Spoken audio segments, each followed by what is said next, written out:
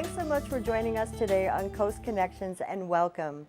I'm your host, Kerilie McDowall. Today on the program, we're going to be talking about a new festival here in Nanaimo.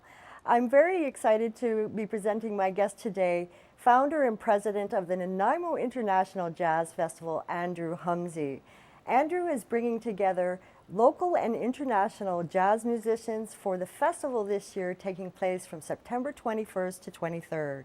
We're going to hear all about that, and Andrew himself is an accomplished jazz pianist and jazz composer, so there's lots to talk about today. Andrew, welcome.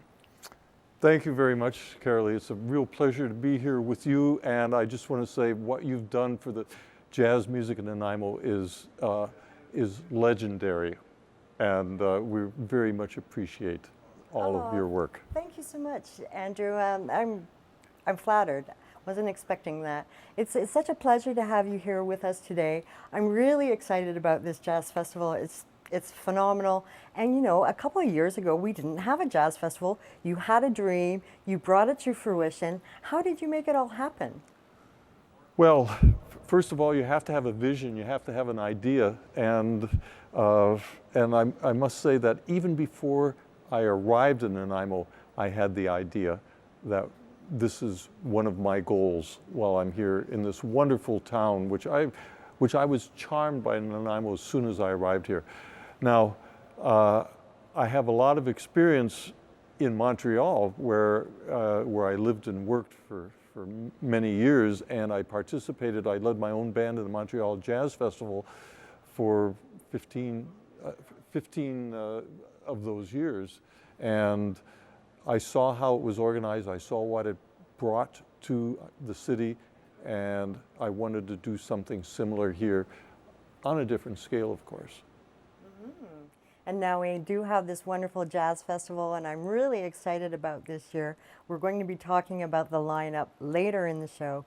But first, I just want to hear a little bit about you yourself, Andrew. You're an accomplished jazz pianist and jazz composer and an arranger as well. I've seen many of your performances. I've really loved them and enjoyed them. Can you just speak a little bit about yourself? Well, I mean, as far as playing the piano, I must say that I'm self-taught. The tuba is my first instrument, and the tuba has opened up incredible doors for me. But the piano, being able to understand and play the piano, I think is essential to anybody who is a jazz instrumentalist or a vocalist. And so, like I said, I am more or less self-taught on that. But when I lead my own groups, I usually play piano with that group, and arranging and composing. The reason I got involved in that was because I wanted to hear music that I myself could not play.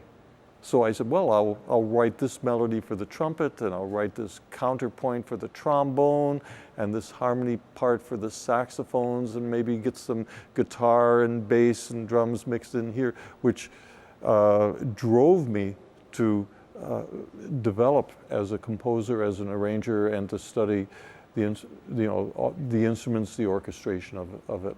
Yes. Well, I really love that special arranging that you did of the 1920s music, 1920s and 1930s music, going way, way back. It was a lot of fun, that show. Oh, when we had the celebration for the 100th birthday of the first jazz recording. Yes. Yes. That was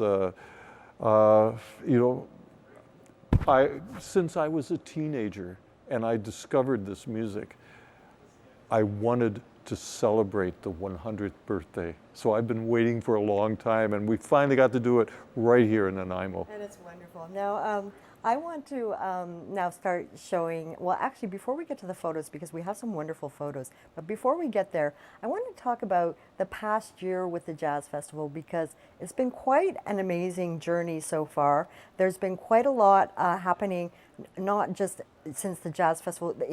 During the fall and the winter, there were some shows that you put on. So can you just talk about some of the highlights going from the festival into the winter this past year? Okay, well, first of all, I'd like to say that the accomplishment of the festival is due to many people.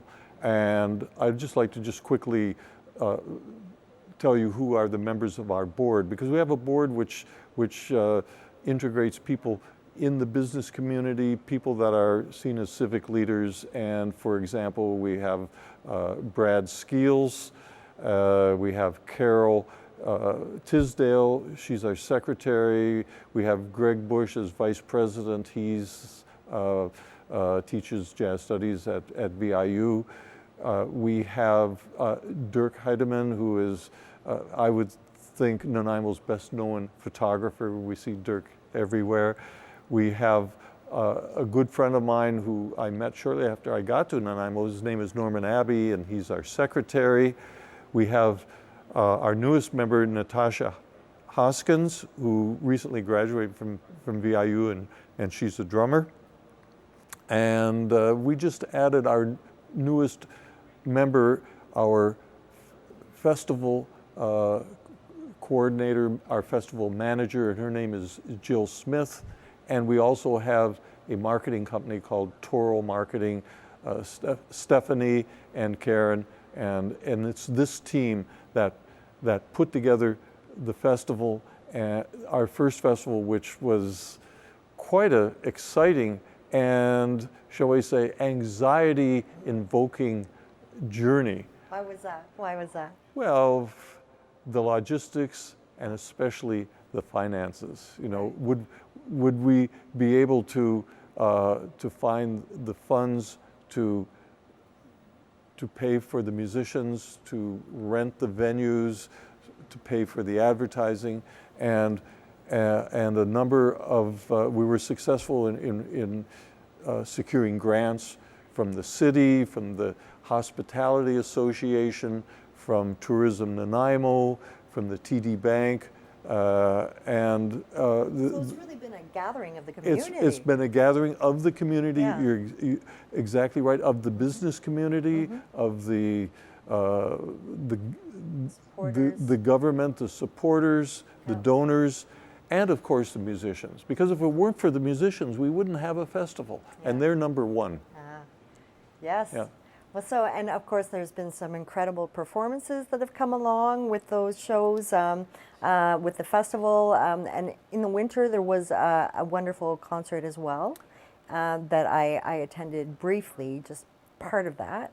But yeah, it's just been going strong. And this year's festival is pretty exciting, so I can't wait till we can spill the beans on that. And we're just about to do that pretty soon. So let's just show some photos, because we have some photos of the main headlining act of the Nanaimo International Jazz Festival. First, we're going to show with photos of the Victoria Jazz Orchestra, and then we're going to show some photos of the Mingus dynasty. So maybe you can just talk about the connection with Mingus dynasty, your work with the Mingus estate, and how that connects to this year's Nanaimo International Jazz Festival. Okay, maybe it's best we start with the Victoria Jazz Orchestra, because they'll be our closing gala concert, and they're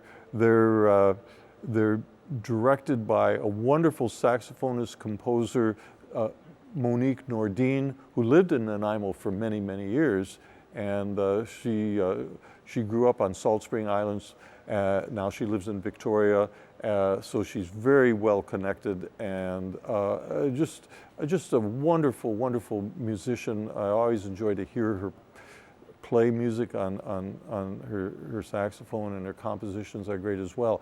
And so we thought that for this year we'd like to bring up this Victoria Jazz Orchestra for a whole number of reasons, because they've never played in Nanaimo before, and to make it even more special, if that weren't special enough, we asked that she would include vocalist, pianist Jennifer Scott, who is well known, From Vancouver. a great musician, and she'll be joining the orchestra, and we have a very interesting program that we're going to focus on a number of Canadian themes mixed in with Mingus themes for that, and which then brings us to the idea of Charles Mingus as our headliner.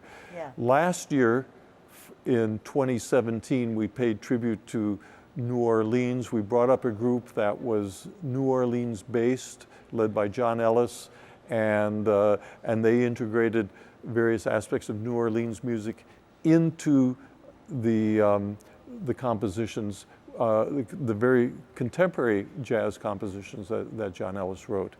This year, we're turning to one of the most significant jazz composers in the music, and that's Charles Mingus.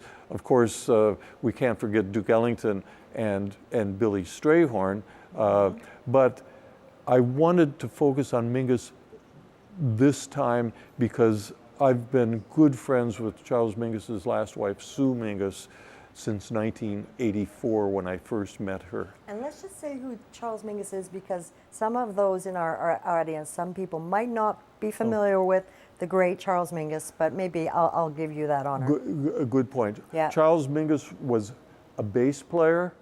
He was probably, when he was active on the bass and making recordings, which would be from the late 40s up until the early 70s, he was probably the most accomplished bass player on the scene because he had a very strong classical music education. One of the first black bass players, he grew up in Los Angeles, and he had the opportunity of studying with a classical bassist who had just moved from New York City to retire in Los Angeles, so he got a tremendous education. But Mingus was interested in composition. He studied classical music. He studied Duke Ellington's music. He studied all kinds of music, including Mexican music, because he actually grew up in Nogales, Arizona, and so he combined all of these influences in his own compositions, and his work lives as a composer. I mean, we can listen to recordings of his bass playing, but we can play for ourselves his compositions. So every time a Mingus piece is played, it's going to sound different. Every time we listen to a Mingus recording, it's going to sound the same. So he's left such an incredible legacy. His legacy as a composer is incredible. His work as a bass player has been very inspiring over the years, and we're going to pay tribute to his music throughout the festival. Each of the groups are going to have been requested to play a Mingus piece in their performances. Wonderful. Now, who are some of the other performers that we can enjoy during this year's September 21st to 23rd Nanaimo International Jazz Festival?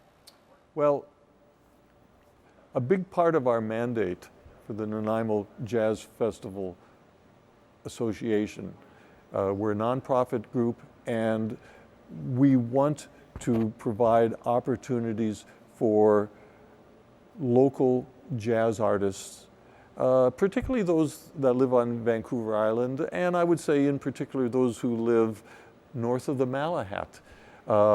There are not a lot of opportunities, and we want to create more opportunities for the talent that is here, and there is tremendous talent between the Comox Valley and the Cowichan Valley, for example. And so we have a wonderful lineup of local groups. We're going to kick off the concert with the Aerosmith Big Band, and they've been playing in the area for 10 or 12 years now. We're going to also have another big band playing a jazz and swing dance, and that's the Nma Big Band, which is based right here in Nanaimo, and it was founded by Brian Stovall. And they've been going, I think they're older than water. Brian is such an incredible person. He leads such a great band. He's wonderful, yeah. Yeah. So those are the larger groups that we're having, and then we have smaller groups. We're bringing back a young, highly talented virtuoso saxophonist and clarinetist. His name is Connor Stewart. Oh, yes, of course. Yeah, Yes.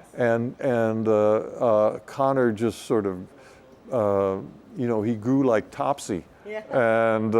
and he became Such a prodigy, really. a real prodigy. Yeah. And we would have had Connor play on our festival last year, but he had moved to New Orleans. I know, at the age of 17, I Yes, think it was. but we've got him back, and Yeah. he's bringing a New Orleans trumpet player with him. Yeah.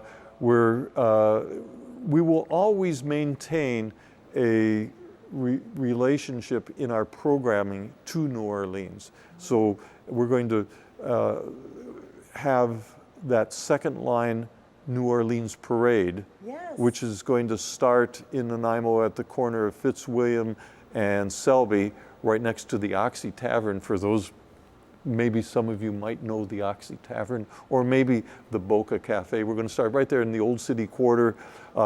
There's a band led by Natasha Hoskins, and it's always good to see women in roles of leadership and performing in the jazz scene here. And she's going to lead that band down to Diana Krall Plaza, another important woman from Nanaimo in the jazz scene. Yes. It's amazing that they've named this public place after her. As far as I know, she's the only jazz musician in all of Canada that has a public place named after a jazz so musician. She should. Yeah. Then that parade will end up at Pioneer Plaza, which is right where they have the cannon that shoots. It doesn't actually shoot; it just makes a lot of noise because, of course, being Canadians, we're not. We have cannons, but they're more decorative in their purpose, and that's where Connor Stewart's group will play. So the New Orleans theme will come right to the city and end up at Pioneer Plaza, and then Connor Stewart's group will take over with the New Orleans theme. That sounds wonderful. And of course, there's many other great jazz festival performers. We've got the Victoria Jazz Orchestra, we've got the Mingus Dynasty, we've got Connor Stewart, we've got Astrid. Astrid Lyre, Yeah. a wonderful guitarist and bassist, and Astrid has spent a lot of time outside of Nanaimo on the cruise ships, earning money so that she can afford to live in Nanaimo when she's not on this cruise ship. Yeah. So I told Astrid many times, I said, I hope someday that we could create an environment where you could actually make a living in Nanaimo. And I say that to all of the wonderful jazz musicians. This is something that we want to work on by providing opportunities and employment for those people, and to bring the cultural gift of jazz to the downtown of Nanaimo. We want to bring people downtown. We want to create a home for jazz, and this is part of our long-term goals. Talking about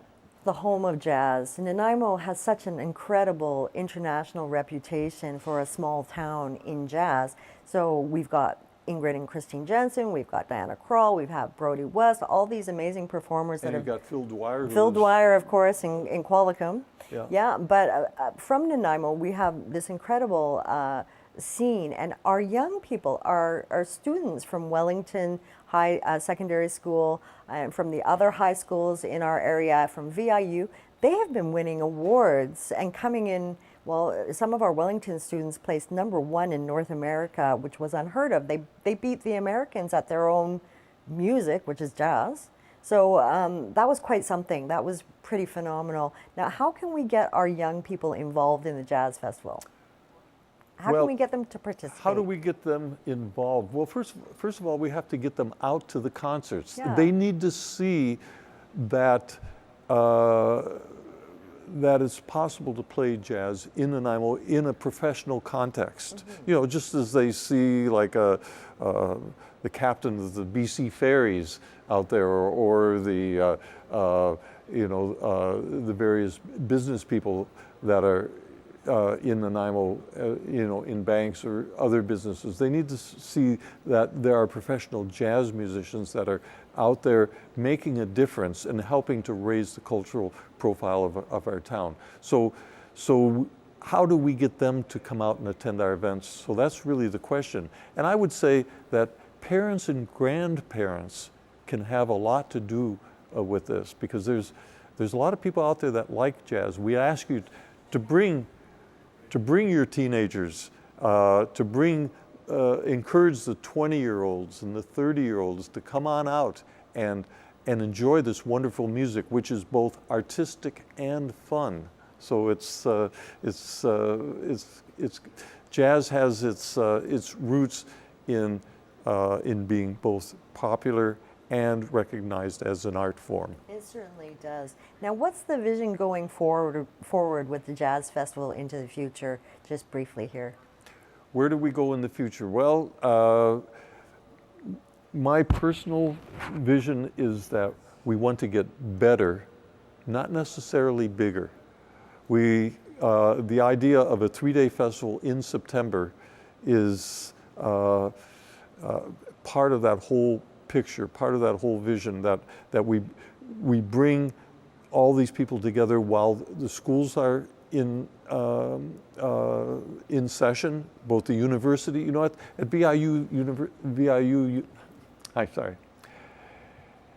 at Vancouver Island University, we have 16,000 students there. We need to bring those people down and have them experience jazz in all of its wonderful aspects, the different styles, the different idioms of jazz. So and we're excited to do this.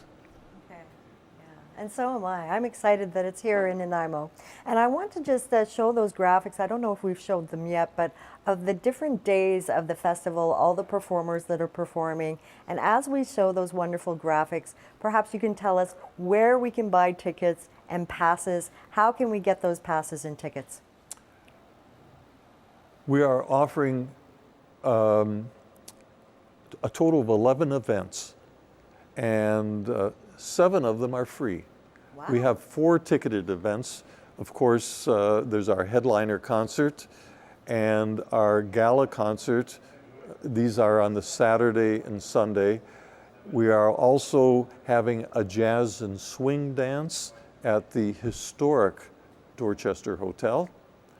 And we are having a jam session, which will be a professional level jam session, and that's going to be directed by our own Marty Steele, wonderful keyboard player, and he's assembled a trio that will be the core group that will provide the basic rhythm section for anybody who wants to sit in, and Marty knows a million songs, a million pieces, and so his wide-ranging repertoire will assure that when people get up to play, Marty will probably know what piece they want to play.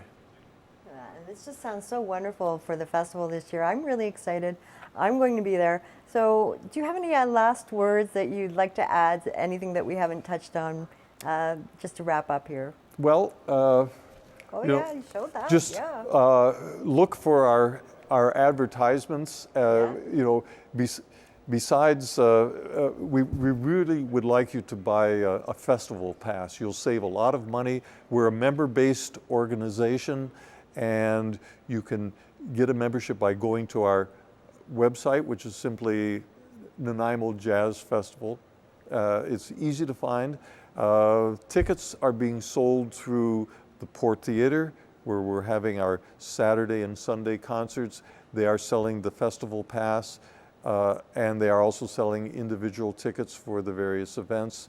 And we're going to be out there with a lot of presence on Facebook, on Twitter, on Instagram, and also in the Nanaimo papers. So we hope to be everywhere, and we hope for you to join us. Well, very good, Andrew. It's excellent. It sounds so wonderful, the festival this year. I can't wait to get there. And thank you so much for joining us on the program today.